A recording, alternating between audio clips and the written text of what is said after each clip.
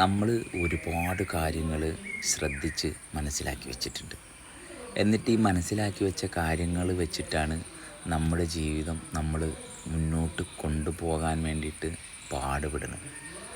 പാടുപെടുക എന്ന് പറഞ്ഞാൽ ഒരു മനുഷ്യൻ വിഷമിക്കുമ്പം പോലും അത് വിഷമമല്ല, എനിക്കത് കുഴപ്പമില്ല എന്ന് പറയണ രീതിയിൽ ഓരോ മനുഷ്യന്മാരും ആയി തുടങ്ങി.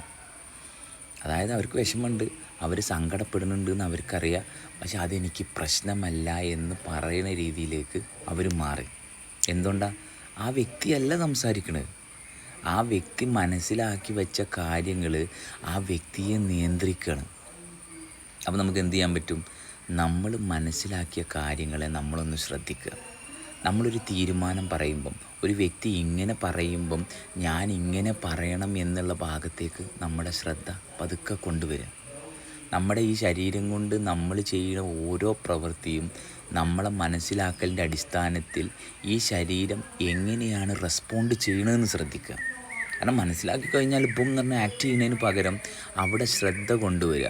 ഞാൻ ഇന്നതാണ് അല്ലെങ്കിൽ ഇന്ന കാര്യം ഞാൻ മനസ്സിലാക്കാനുള്ള കാരണം എന്താണ്? ഇതെന്നെ ആരെങ്കിലും പഠിപ്പിച്ചതാണോ? അത് എൻ്റെ ജീവിതത്തിലൂടെ ഞാൻ തിരിച്ചറിഞ്ഞതാണോ? ഇത് ഞാൻ കേട്ട കഥയാണോ?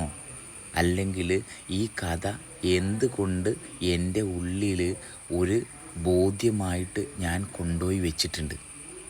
പരിശോധിക്കുക. എല്ലാ കാര്യവും എൻ്റെ ഭാര്യയാണ്, എൻ്റെ മക്കളാണ്, എല്ലാം എൻ്റെ വീടാണ്, അല്ലെങ്കിൽ ഈ പറഞ്ഞ കാര്യങ്ങളെല്ലാം എൻ്റേതാണെന്ന് പറയുമ്പം ഇതിനെ എൻ്റേതായിട്ട് എനിക്ക് അറിയാൻ സാധിക്കുന്നുണ്ടോ? എൻ്റേതായിട്ട് അറിയാൻ സാധിക്കുക ഇതെല്ലാം ഞാൻ ഡീല് ചെയ്യുമ്പം ഞാനായിട്ടിരിക്കാൻ, അല്ലെ എൻ്റെ ജീവിതം സ്വസ്ഥമായിട്ട് കൊണ്ടുപോകാൻ എനിക്ക് പറ്റുന്നുണ്ടോ?